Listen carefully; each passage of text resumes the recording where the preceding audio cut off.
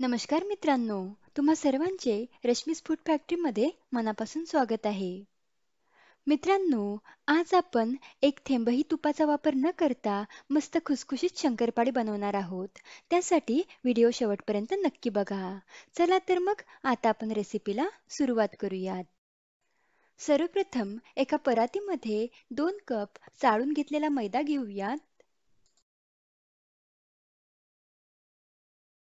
त्यानंतर यामध्ये अगदी पाव चमचा मीठ टाकून व्यवस्थित मिक्स करून घेऊयात. आता इथे आपल्याला पाव कप तेल घ्यायचं आहे आणि हे तेल अगदी कडकडीत गरम करून घ्यायचं आहे. ज्या कपाने किंवा वाटीने तुम्ही मैदा मोजून घ्याल, त्याच कपाने किंवा वाटीने पाव कप तेल मोजून घ्यायचं आहे. आता मस्त कडकडीत गरम झालेलं तेल या मैद्यामध्ये ओतूयात आणि सर्वात आधी चमच्याने मिक्स करून घेऊयात, कारण तेल खूप गरम आहे. आज आपण तुपाऐवजी तेलाचं मोहन वापरून शंकरपाळी बनवणार आहोत. तेलाऐवजी तुम्ही तुपाचा सुद्धा वापर करू शकता. एखाद्या वेळेस घरात जर तूप उपलब्ध नसेल, तर तेलाचं मोहन वापरून तुम्ही ही खुसखुशीत शंकरपाळी बनवू शकता. चवीला खूप अप्रतिम लागतात. आता चमच्याने तेल मैद्यामध्ये व्यवस्थित मिक्स करून झाल्यावर हाताने सर्व तेल व्यवस्थित मिक्स करून घेऊयात.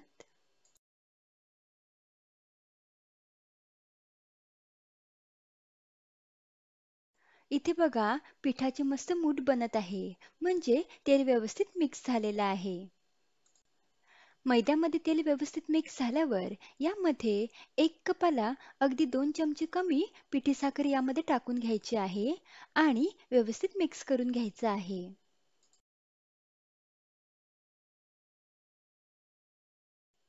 पिठी साखर मैद्यामध्ये व्यवस्थित मिक्स केल्यावर थोडं थोडं पाणी टाकून छान घट्टसर कणिक मळून घ्यायची आहे.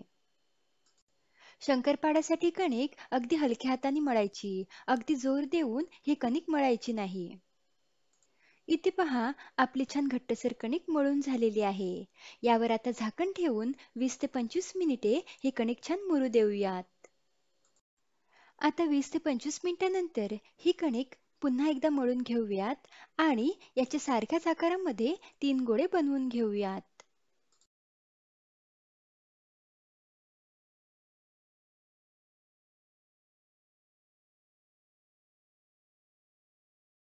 आता यामधील एक गोळा पोळपाटावर ठेवायचा आणि उरलेले 2 गोळ्यांवर झाकण ठेवायचं, म्हणजे ते गोळे सुकणार नाहीत.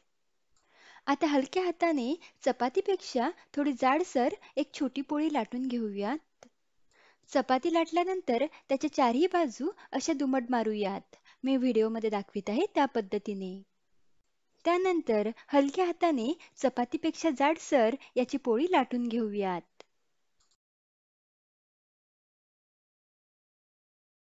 इथे छान जाडसर पोळी लाटून झालेली आहे.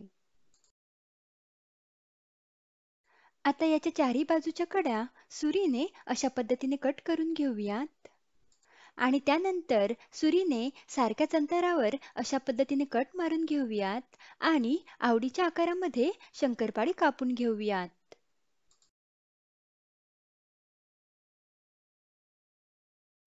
इथे मी चौकोनी आकारामध्ये शंकरपाळी कापून घेत आहे. शंकरपाळी कापून झाल्यावर ती एका ताटामध्ये काढून घेऊयात. त्यानंतर राहिलेल्या 2 गोळ्यांचे पण अशाच पद्धतीने शंकरपाळी बनवून घेऊयात.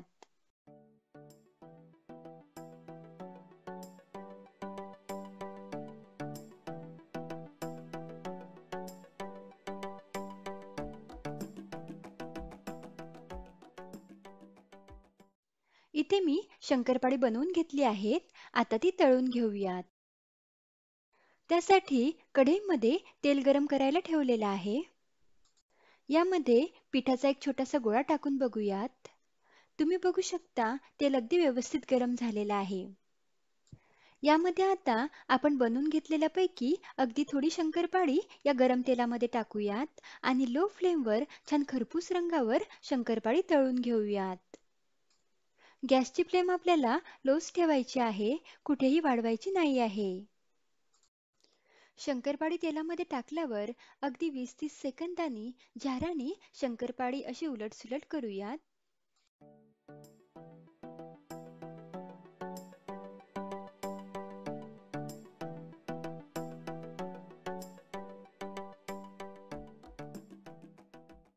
तुम्ही बघू शकता शंकरपाळ्यांना छान खरपूस रंग आलेला आहे.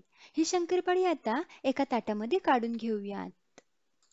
शंकरपाळी तेलामध्येच अगदीच लालसर नाही करायची, कारण शंकरपाळी बाहेर काढल्यावर सुद्धा आतमध्ये त्याची कुकिंग प्रोसिजर सुरूच असते.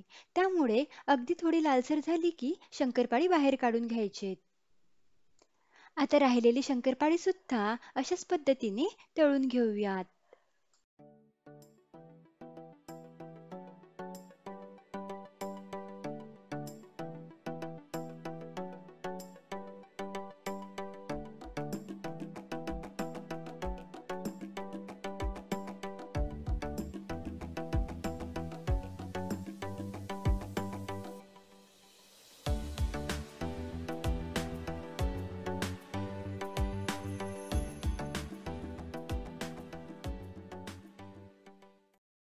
मी एक शंकरपाळी तुम्हाला फोडून दाखवते.